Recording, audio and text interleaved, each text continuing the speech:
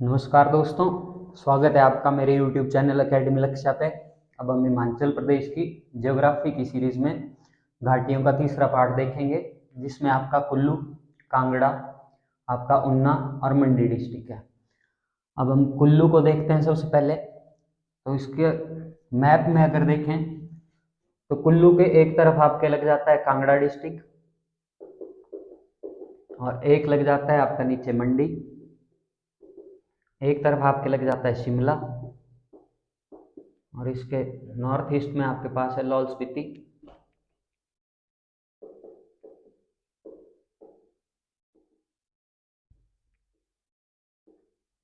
बाकी इसका कुछ हिस्सा लगता है आपका किन्नौर के साथ।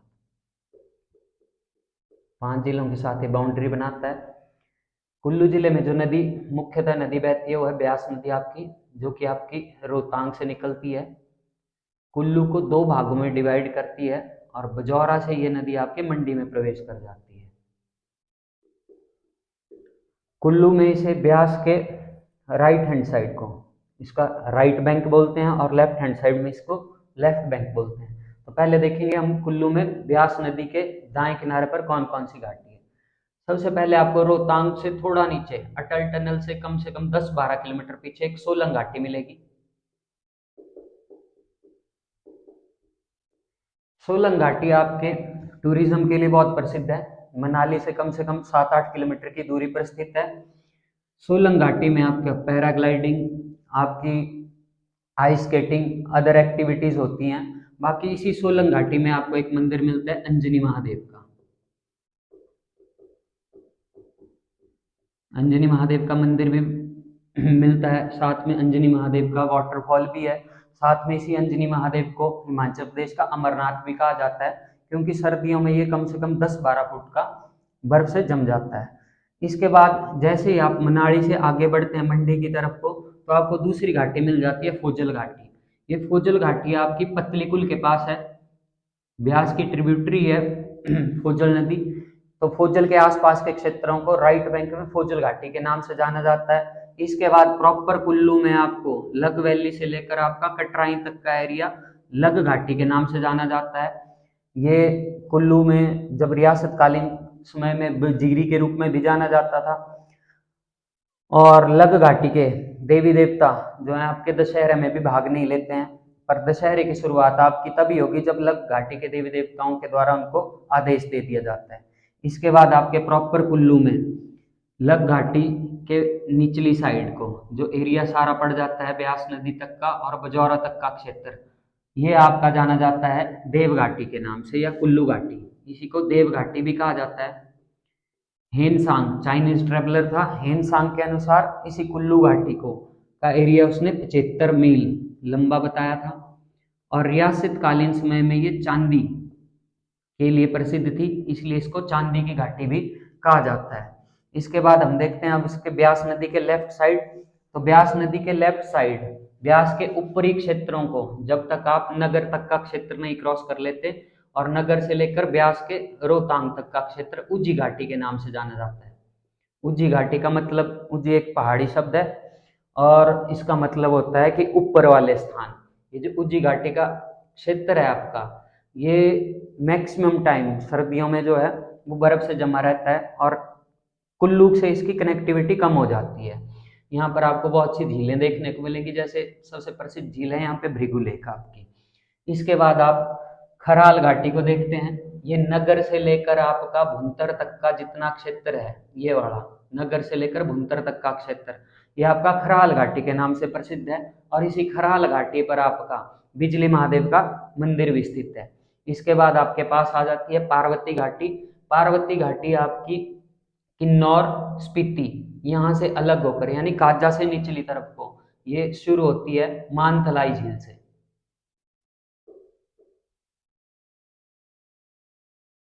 मानतलाई झील से शुरू होती है जहां से आपकी पार्वती नदी निकलती है और भुंतर में जाकर जो आपके ब्यास में मिल जाती है। भुंतरिया कुछ किताबों में शमसी भी लिखा हुआ है वहां तक। तो पार्वती नदी के आसपास के क्षेत्र में जो घाटी है उसको पार्वती घाटी के नाम से जाना जाता है। और पार्वती घाटी की एक विशेषता ये भी है कि इस पार्वती घाटी को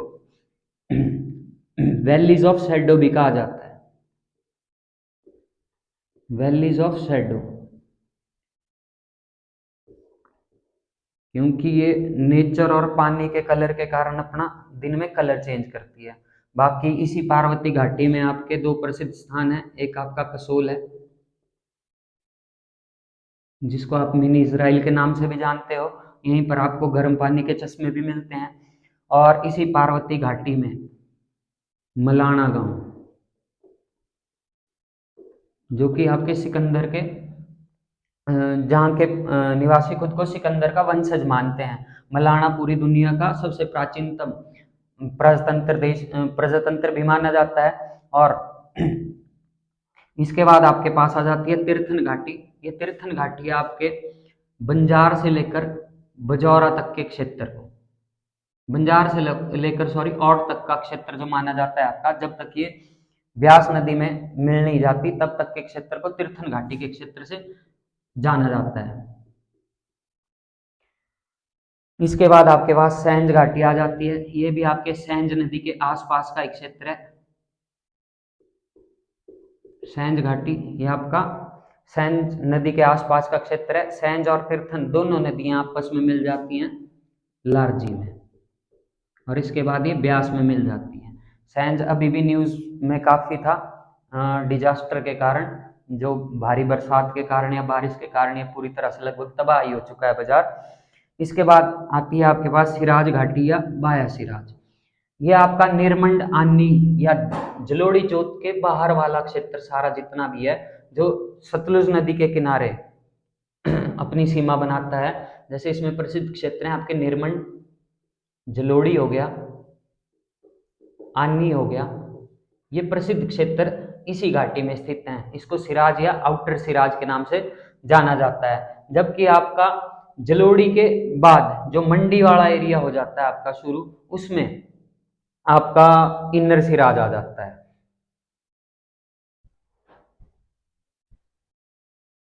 तो अब कुल्लू के बाद देखते हैं हम कांगड़ा की घाटियां। कांगड़ा में सबसे पहले आपकी कांगड़ा घाटी आ जाती है, जो कि ब्यास नदी के किनारे पर स्थित है। और ये आपके बैजनाथ से शुरू हो जाती है और शाहपुर तक का, कांगड़ा के शाहपुर तक का एरिया कवर अप करती है। और ये कांगड़ा की सबसे लंबी घाटी है।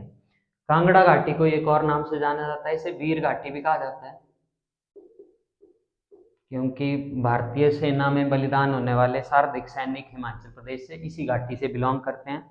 इसी कारण से इसको वीर घाटी भी कहा जाता है। दूसरी कांगड़ा में आपके पास घाटी आती है हल्दून घाटी। ये आपका देहरा गोपीपुर वाला इलाका, देहरा गोपीपुर परागपुर वाला इलाका जो है आपका, उसको हल्दून घाटी के नाम से जाना जाता है। बाकी कांगड़ा घाटी आपकी चाय के लिए भी प्रसिद्ध है, तो इसको द वैली ऑफ टी भी कहा जाता है हिमाचल प्रदेश में। 1850 के आसपास आपकी यहाँ पे चाय की खेती शुरू की गई थी अंग्रेजों के द्वारा। इसके बाद आपके पास तीसरी घाटी है बड़ा बंगाल। बड़ा बंगाल आपके पास ग्लेशियर भी है, यहीं से आपकी रावी नदी का उद्गम भी होता है, और ये पीर पंजाल श्रृंखला में पड़ता है। जबकि आपका छोटा बंगाल वाला इलाका है वो आपके मंडी के बरूट में पाया जाता है। इसके बाद आपके पास हिमाचल प्रदेश की एक और प्रसिद्ध घाटी है पर्यटन की दृष्टि से। हिमाचल प्रदेश की पिछली सरकार ने इसे एक नई स्कीम लेके आए थे पर्यटन के लिए, नई राहें, उसमें भी जोड़ा था। तो ये आपके पैराग्लाइडिंग के लिए प्रसिद्ध है, और 2015-16 में यहाँ पे पैराग्लाइडिंग का वर्ल्ड कप भी हुआ था। तो ये कांगड़ा में सिर्फ आपकी 4 ही घाटियां हैं। कांगड़ा के बाद अब हम उन्ना में देखते हैं। उन्ना में आपकी एक ही घाटी है। यहाँ की सबसे प्रमुख नदी है स्वां नदी। इसी स्वां नदी के किनारे, ये स्वां नदी उन्ना को भी 2 भागों में बांटती है। तो इसी नदी के किनारे जिस घाटी का निर्माण हुआ है उसको जसवां धून की घाटी या स्वां नदी की घाटी कहा जाता है। स्वां नदी को हिमाचल प्रदेश का शोक भी कहा जाता है, क्योंकि हर साल इसमें बाढ़ आने के कारण उन्ना का जो हैबिटेबल प्लेस है आपका, वो तबाह हो जाता है। 2008 से इसी स्वां नदी का चैनलाइजेशन शुरू किया गया था, और 4 फेजेस में ये शुरू किया गया था। 80 किलोमीटर लगभग ये घाटी है, 80 किलोमीटर ये उन्ना में बहती है। इसके बाद ये पंजाब में प्रवेश करके आनंदपुर के पास सतलुज नदी में मिल जाती है। ऊना के बाद अब हम देखते हैं मंडी जिले की घाटी। मंडी जिले में आपकी सबसे प्रमुख, या इसको हिमाचल प्रदेश की भी सबसे प्रमुख घाटी कहा जा सकता है, बल घाटी। यह आपकी सुकेती नदी बल घाटी को दो भागों में बांटती है। सुकेती खड्ड के किनारे पर है। हिमाचल प्रदेश की यह सबसे उपजाऊ घाटी मानी जाती है। सबसे उपजाऊ घाटी मानी जाती है और इसके डेमोग्राफी के कारण इसको हिमाचल प्रदेश का मिनी पंजाब भी कहा जाता है, बल घाटी को। और इसी बल घाटी में 1962 में जर्मनी के सहयोग से एक कृषि की परियोजना चली थी, जिसे चांगर परियोजना के नाम से जाना जाता है। इसके बाद मंडी जिले में दूसरी सबसे प्रमुख घाटी है आपकी चौहार घाटी। इसी को चौहार घाटी के नाम से भी जाना जाता है।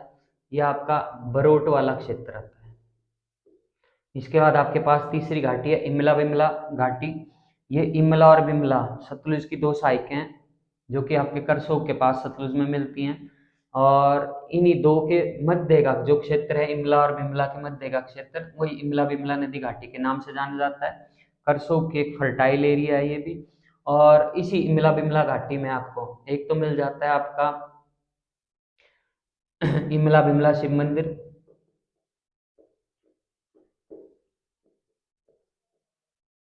जिसे 1878 के आसपास सुकेत के राजा उग्रसेन ने बनवाया था। और एक आपका मिल जाता है ममलेश्वर महादेव।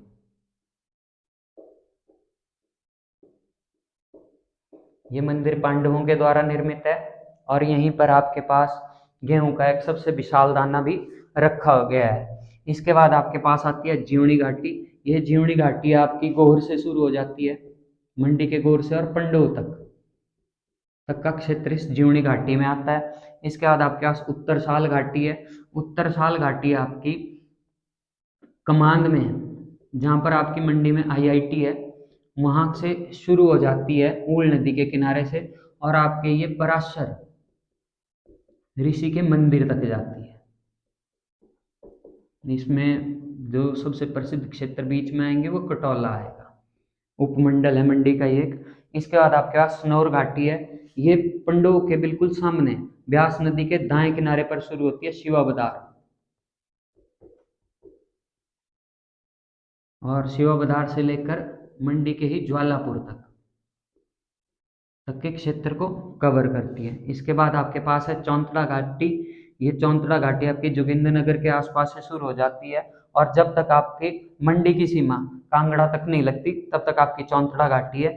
चौंतड़ा घाटी से एक चीज और याद रखना, वैसे तो हिमाचल प्रदेश में चाय की खेती कांगड़ा में होती है, लेकिन दूसरा जो क्षेत्र है चाय की खेती की, वो इसकी शुरुआत चौंतड़ा में भी शुरू हो गई है। और एक हिस्ट्री के बेस पे से याद रखना है कि लॉर्ड एल्गिन फर्स्ट, ये भारत के दूसरे वायसराय थे। इनकी मृत्यु आपकी हिमाचल प्रदेश के चौंतड़ा में ही हुई थी। इसके बाद आपके पास एक और घाटी रह जाती है मंडी में, जिसको आंतरिक सिराज बोलते हैं। ये आपका जो मंडी का अपर मोस्ट एरिया है, जैसे जंजैली वगैरह, ये इसमें आता है। तो इस वीडियो में हमने 4 और जिले देख लिए घाटियों के, और हमारी हिमाचल प्रदेश की ज्योग्राफी में हिमाचल प्रदेश के 12 के 12 जिलों की घाटियां समाप्त हो गई।